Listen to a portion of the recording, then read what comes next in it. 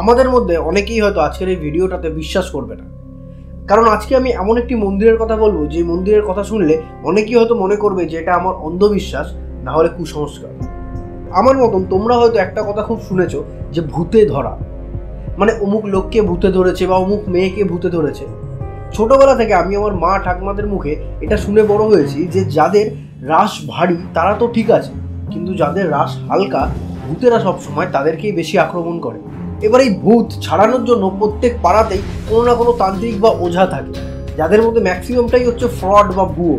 কিন্তু আজকে আমি এমন একটি মন্দিরের সম্বন্ধে জানতে পারলাম যেই মন্দিরে একটা বা দুটো ভূত না, প্রত্যেক দিন শয়ে শয়ে ভূত ছাড়ানো হচ্ছে। এই মন্দিরের নাম হচ্ছে মেহেন্দিপুরা বালাজি মন্দির।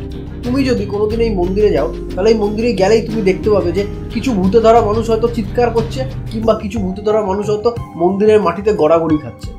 এই মন্দিরে যখন তুমি প্রবেশ করবে তখন তোমার হাতে প্রসাদ দেওয়া হবে, কিন্তু এই প্রসাদ কোনো সাধারণ প্রসাদ নয়।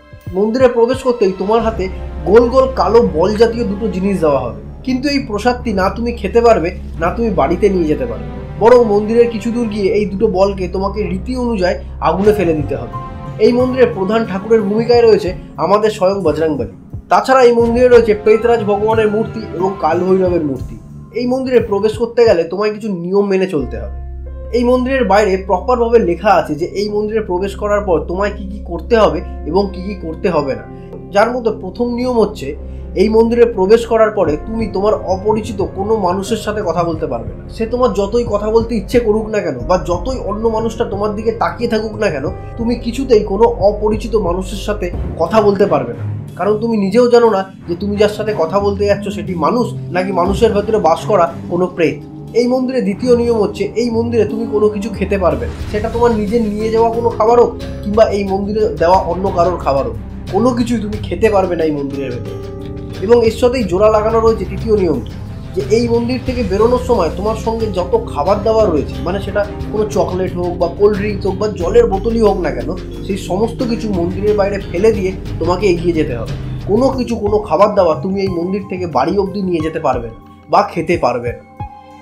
এবং এই মন্দিরের চতুর্থ নিয়ম এবং সবথেকে গুরুত্বপূর্ণ যে নিয়মটি, সেটি হলো যখন তুমি এই মন্দির থেকে বাইরে বেরোবে তখন তোমার মনে হতে পারে যে তোমার পিছন থেকে তোমায় কেউ ডাকছে।